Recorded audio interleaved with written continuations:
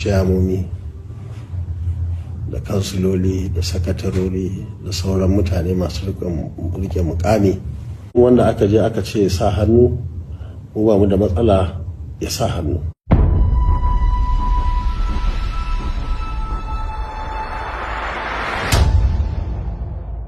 Da na 360 tashar albarka. Assalamu alaikum wa rahmatullahi ta'ala wa barakatuh. Ciyamomi da kansiloli da sakatarori da sauran mutane masu rike mukami da nufin cewar su rubuta sunansu wa suke so,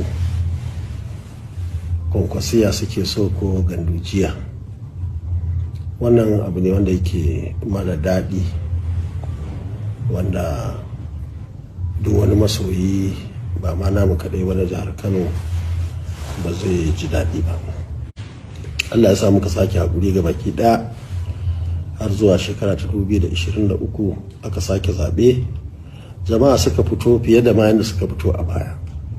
Aka zaɓi wannan gwamnati da take kai da nufin al'umma su samu sauƙi, mutane su samu daraja, yara su yi karatu, yara su samu aikin yi, a gyara jihar nan birni da ƙauye, talakawa su samu sauƙi na rayuwa. Ana fara wannan saboda tsarinmu tsari ne wanda inda mutum yana kai dole ya bi, in kuma bai bi ba to dama sai dai a canja sheka, saboda tsari a jihar Kano dama haske ne da duhu. Tun da wannan tafiya rigima ta taso na a tafi a koma wajen Ganduje da Bola Tinubu, abubuwa mutane suke ta fama da bacin rai da rigingimu a wannan jiha. Ciyamomi da yawa sun bugo min waya, kansiloli kaɗan waɗanda suke da halin magana da ni sun yi magana da ni, da sauran waɗanda suke rike da mukamai da 'yan majalisar jiha duka sun yi mun, wasu sun yi mun magana irin halin da suke ciki. Wasu ba sa bacci, waɗansu ma an ƙaƙƙara musu ruwa a asibiti.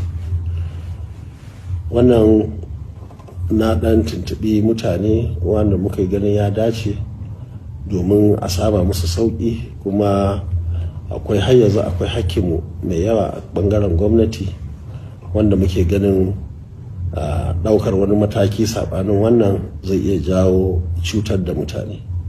Shi ne ga ya dace duka ciyamomi da kansiloli da zababbu da supervisory da dukkanin wanda aka je aka ce sa hannu mu ba mu da matsala ya sa hannu. Mun sani abubuwan da duk ake na shekarar 2027 lokacin rigimar bai ma zo ba tukuna. Muna ganin cikin yarda Allah, kuma muna addu'a Allah ya kai mu lokacin. Masoyanmu suna nan duk inda suke, sun san kansu, mun san su, kuma wannan zai ba da dama ya kasance tanshin da yake jihar Kano musamman na waɗanda aka takurawa zai kasance an samu sauƙin a halin da ake ciki.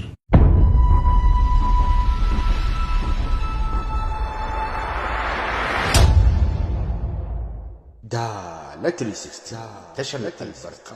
Danna mana subscribe sannan ku danna karawar sawa domin samun sanarwa a duk lokacin da muka saki sababbin shirye-shiryenmu na labarai, rahotanni, kuma sharhi akan al'amuran yau da kullum.